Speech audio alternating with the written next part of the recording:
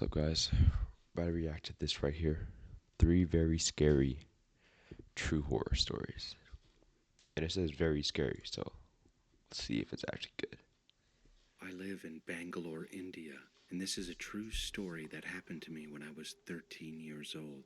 One night, around 8 o'clock, I was lying face down on my bed, my eyes closed, music playing softly in my ears. Suddenly, I felt a sharp tug on my toes. I turned and looked toward the corner of the bed, and that's when I saw it. A pale hand, just barely visible, quickly slipped back under the bed. Ooh. At first, I thought it had to be my dad. He loved to play pranks on me and scare me sometimes.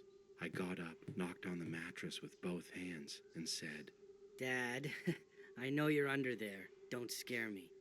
In response, I heard a knock coming from under the bed.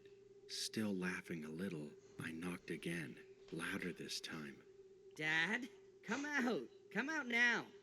I called, but then I heard my dad's voice, far away, outside. What's going on? He was still outside fixing the fence, and the only door to the backyard was too far away. There was no way he could have gotten outside that fast. My mom was in the kitchen making dinner, and my brother was away in another city. I Oh, the froze. brother's cool. My heart was pounding. I bolted from the room. When I tried to tell my family what had happened, no one believed me. They said it must have been my imagination. But I know what I saw. I saw the hand move under the bed. Even if it was just my imagination, what about the knocking sound I heard from underneath? I'm 19 years old now, and I still wonder what was under the bed that night. But honestly, I'm just glad I didn't look.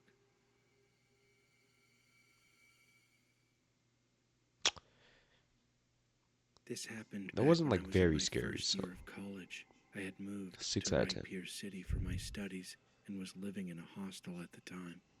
One night, a few of my friends and I decided to go out. Luckily, I had brought my scooter from home when I moved, which made traveling around easier. That's Of not a course, scooter. sneaking out of the hostel at night wasn't easy, but I had built a good relationship with the warden, and that night he helped us. There were 4 of us to start: me, Halor, Jai, and Aditya. 2 of our female friends, Neha and Sumya, were going to meet us later. It took them a little while, but eventually they arrived at the spot we told them to.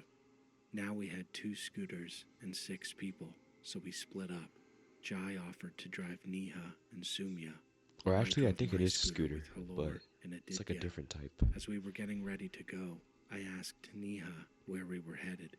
She just smiled and said, "Just follow us." it was winter, and the chill in the air made it harder to ride comfortably at midnight, but we managed. After a while, I started noticing how far out of the city we were. That's when Aditya asked Neha. "Where are we going?" Neha responded that she knew of a mall, one that had been abandoned and was rumored to be haunted. That's when things started to feel off. Halor didn't like the sound of it. Honestly, neither did I. But we'd already come this far, and I didn't want to be the only one to ruin the night, so I agreed. But Aditya leaned toward me and whispered. "Look at Sumya." I turned to look, and something was definitely wrong. Her face was pale, and she looked uneasy. I asked. "Sumya, are you okay? Feeling sick?" She shook her head. "No, I'm not sick, but something's not right. I have a really bad feeling. We should turn back." Neha snapped at her. "Shut up, or we'll leave you here in this forest." Damn. Before I could respond, Halor suddenly asked me to stop the scooter. He said he wasn't feeling well, so I pulled over. Jai, riding Why are they behind all so us, scared, stopped bro? as It's well. just an abandoned mall. Aditya gave Halor some water while he sat down on a milestone nearby. We started chatting and began coming up with reasons why the mall had been abandoned. Then, out of nowhere, Sumya let out a scream, a loud scream. It startled all of us. Halar choked on his water and stood up abruptly. Sumya began to cry. I rushed to her, grabbing her arms. "What happened?" I asked. Her voice trembled. "We need to leave now. please. Neha was furious. Stop acting childish. She shouted, but this time Sumya shouted back. You need to stop this. I'm not joking anymore. That was all I needed to hear. I told Sumya to get on the scooter. We all climbed back on and headed toward town.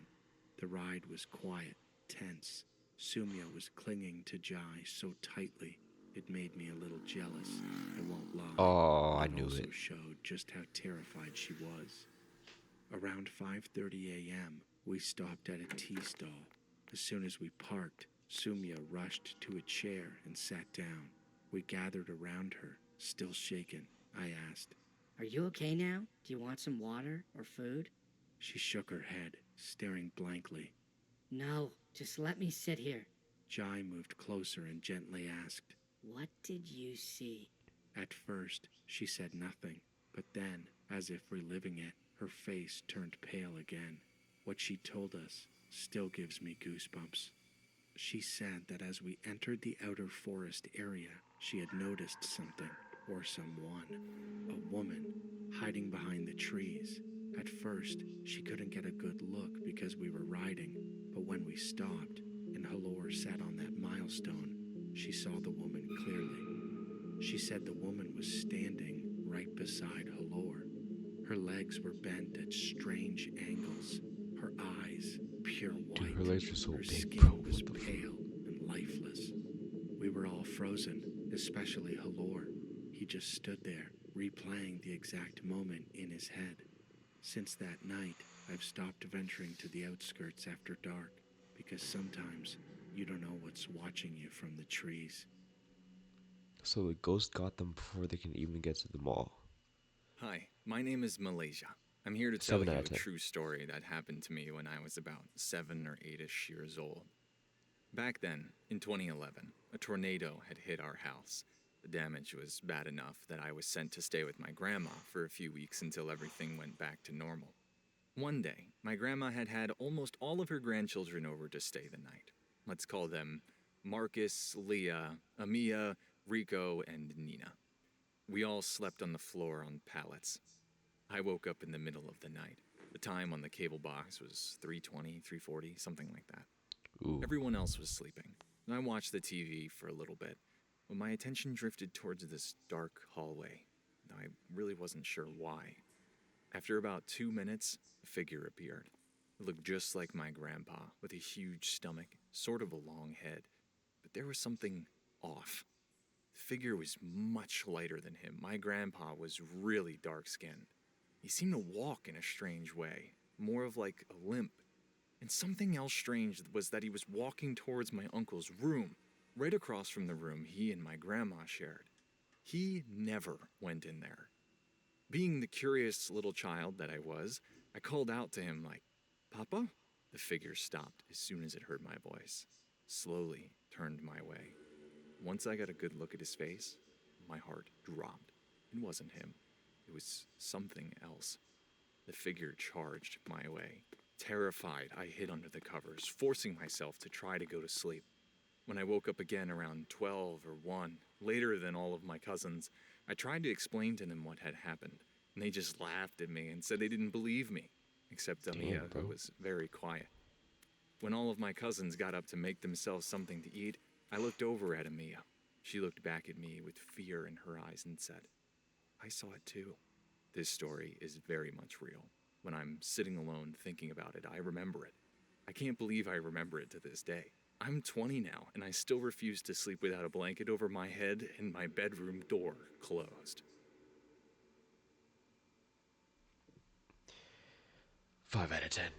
It had potential, but the thing really didn't even look that scary for real.